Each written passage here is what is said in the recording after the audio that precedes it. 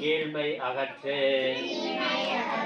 குணமது கைவிடேல் கூடி பிரியேள் கெடுப்பது ஒழி.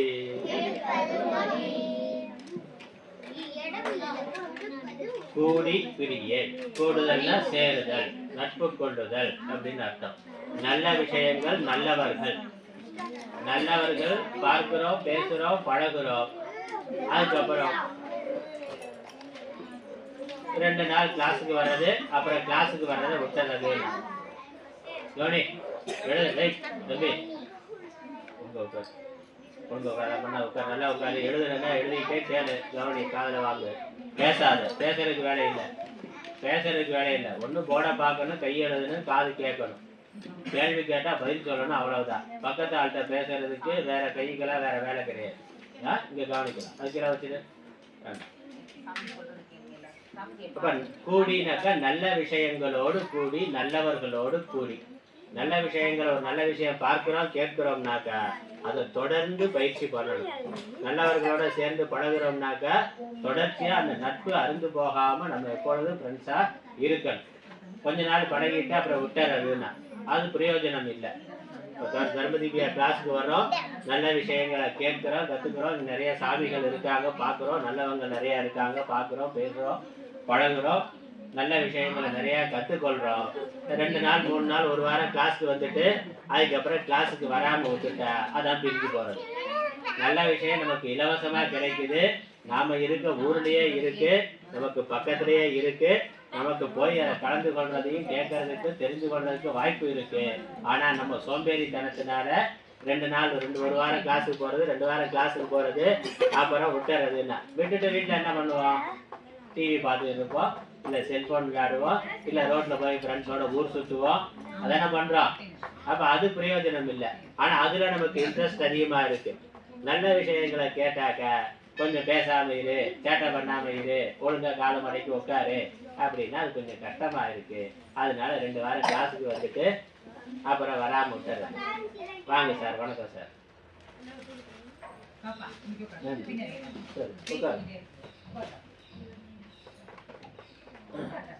அதனால நல்ல விஷயங்கள் எப்பொழுதுமே ஆரம்பத்துல கஷ்டமா தான் இருக்கும். கெட்ட விஷயம் ஈஸியா இருக்கும், கெட்டது ஈஸியா இருக்கும். ஆனா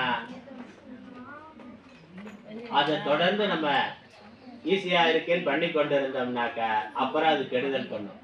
ரைட்டா? கெட்டதை பழகிக்கிறது ஈஸி, ஆனா அதோட வாழ்க்கை நடத்துறது கஷ்டம். ரைட்டா?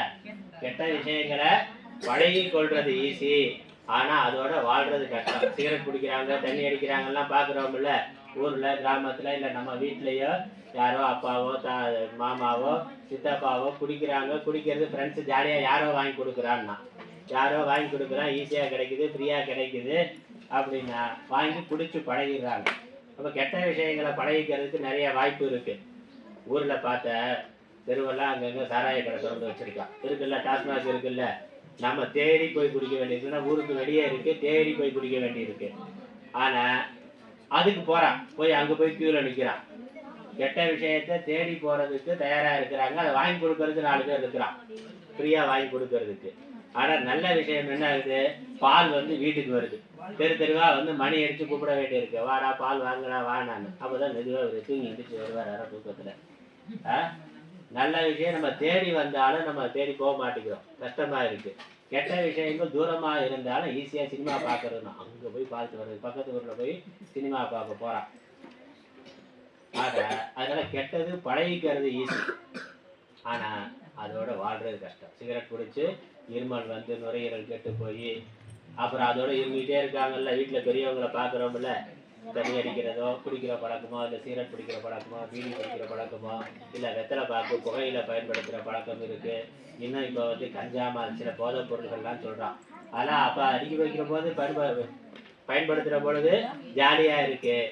ஆனால் அப்புறம் நோய் வந்துட்டாக்க சாகுற வரைக்கும் அந்த நோயோடயே இருக்கணும், மருந்து மாத்திரை சாப்பிட்டுட்டே இருக்கணும், கஷ்டம். பழகிக்கிறது ஈஸி, அப்புறம் அதை விடணும்னு நினைச்சாலும் விட முடியாது.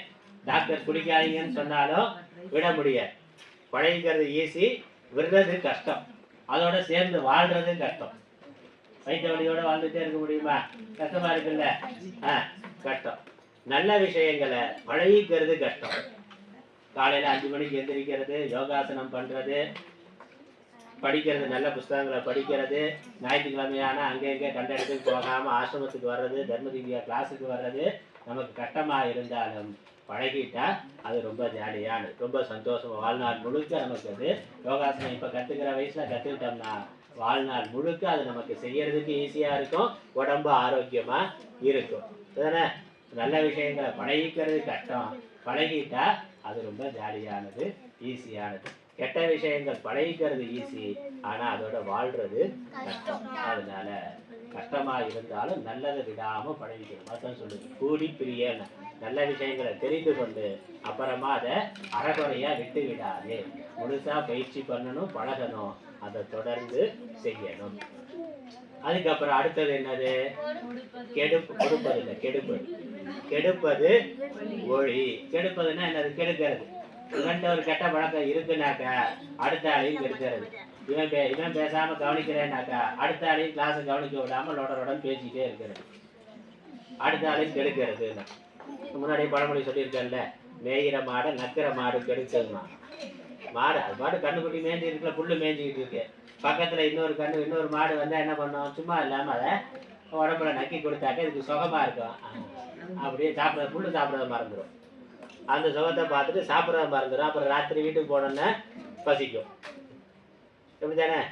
அதனால பக்கத்துல இருக்க ஆளு இவன் கெட்டு போனது மட்டும் இல்லை, அடுத்த ஆளையும் ஒழுங்கா இருக்கிற ஆளையும் கெடுத்துருவான்.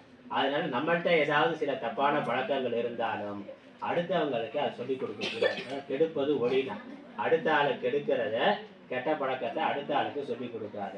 அப்புறம் பொருட்கள் எல்லாம் வீண் பண்றோம்ல, அதுவும் கெடுக்கிறது தானே. நல்லா இருக்கிற ஏதோ பொம்மையை உடைச்சு ரிப்பேர் பண்ணிடுறதுன்னா அது இருக்குல்ல, அதெல்லாம் பண்றோம்ல. ஒரு பொருளை கெட்டு போக பண்றது, மிஸ்யூஸ் பண்ற, மால் ஃபங்க்ஷன் சொல்றான். இங்கிலீஷ்ல என்ன சொல்றான்? மால் ஃபங்க்ஷன்னா கண்ணா பின்னான்னு பயன்படுத்துறது. செல்போனை இல்ல கம்ப்யூட்டரையோ இல்ல வேற எதையோ தவறா பயன்படுத்தினோம்னாக்கா அது உடஞ்சி போயிடும், வீணா போயிடும். அதை பண்ணக்கூடாது. எந்த பொருளையும் வீண் பண்ண. முதல்ல என்ன பார்த்தோம்? நற்பண்புகள்ல உணவுப் பொருளை வீணாக்க கூடாது, தண்ணீரை வீணாக்க கூடாதுன்னு பார்த்தோம். அதே மாதிரி எந்த பொருளையுமே வீணாக்க கூடாது. எந்த பொருளையுமே அதோட பயன்பாடு வீணா போடுற மாதிரி கீழே போட்டு உடைக்கிறது இல்ல ரிப்பேர் ஆக்குறது, தப்பா கண்ணா பின்னான்னு பயன்படுத்துறதுங்கிறது கூட. நல்லா உட்காரு தம்பி, காலமடைக்கு நல்லா உட்காரு, ஒழுங்கா உட்காரு. கெடுப்பதுனாக்கா அடுத்த ஆளை கெடுக்கிறது, பொருட்களை கெடுக்கிறது, அது பண்ணக்கூடாது. நம்ம பயன்படுத்தலாம், இல்ல அடுத்த ஆளுக்கு நமக்கு தேவையில்லைன்னா அடுத்த ஆளுக்கு பயன்படுத்துற கொடுத்துடணும். வீண் பண்ணக்கூடாது, உடைக்கக்கூடாது, எதையும் உடைக்கக்கூடாது. அதையே ஒவ்வொரு பொருளும் உற்பத்தி ஆகிறதுக்கு எத்தனையோ பேர் வேலை பண்ணிக்கிட்டு இருக்காங்க, கஷ்டப்படுறாங்க. எத்தனையோ பேர் இரவும் பகலுமா நைட் ஷிஃப்ட் எல்லாம் போய் வேலை பார்க்குறாங்க. அப்புறம் அதுக்கான ரா மெட்டீரியல் பூமியிலேருந்து எடுக்கிறோம். பூமியிலேருந்து நமக்கு எடுக்க எடுக்க பூமியோட வளம் குறைஞ்சு போகுது. நாளைக்கு நமக்கு அடுத்த 100 வருஷம் 50 வருஷம் 100 வருஷத்துக்கு அப்புறம் பயன்படுத்துறதுக்கு பொருள் இருக்காது பூமியில. எல்லாத்தையும் நம்ம தோண்டி தோண்டி எடுத்துட்டா வருமா? உண்டியிலேருந்து காசு எடுத்துக்கிட்டே இருந்தா வருமா? போட்டா தானே இருக்கும்.